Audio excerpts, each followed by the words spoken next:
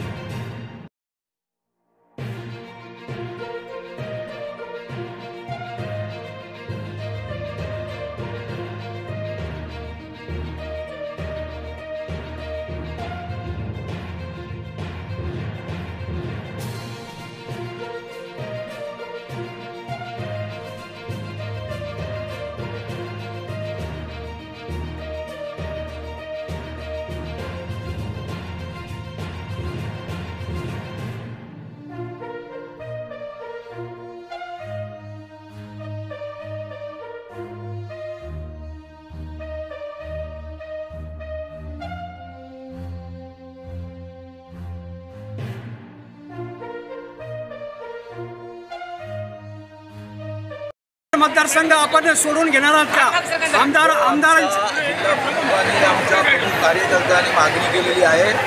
नक्कीच याच्याबद्दल विचार केला जाईल, मागणी केली जाईल।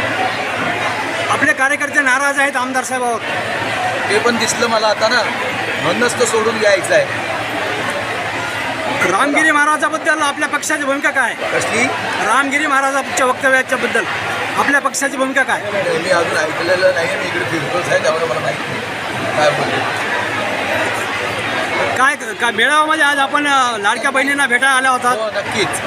मी कालही रात्री 10:30 वाजता लाडक्या बहिणींना भेटलो आणि त्यांनी माझं उत्स्फूर्त स्वागत केलं। माझं म्हणजे मुख्यमंत्र्यांचं केलं। ॲक्च्युली त्यांची जी कल्पना होती त्यांनी अंमलात आणली आणि 2 महिन्यापूर्वी सांगितल्यानंतर 2 हप्ते ताबडतोब त्यांच्या 15 ऑगस्ट आणि त्या दिवसाला ते आलेले आहेत। त्यामुळे त्या महिला खुश किती झाल्या, कारण आता गावची एखादी भगिनी असेल, काय कुणाकडे नवऱ्याकडे जरी मागितलं, शेतकरी असेल तर काय 1000-2000 रुपये तो देणार नाही आहे असं, आणि त्यांना देखील काहीतरी घ्यावं, वाटावं, मुलांना द्यावं असं वाटतं।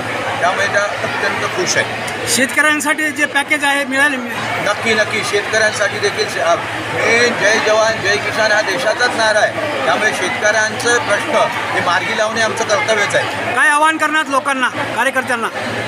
कार्यकर्त्यांना एक तर करणार आहे की आपण आपले पाय जमिनीवर असले पाहिजे प्रामुख्याने, आणि तुमच्या मनामध्ये सहानुभूती असली पाहिजे. लोकांना सहानुभूतीने याचं काम करा.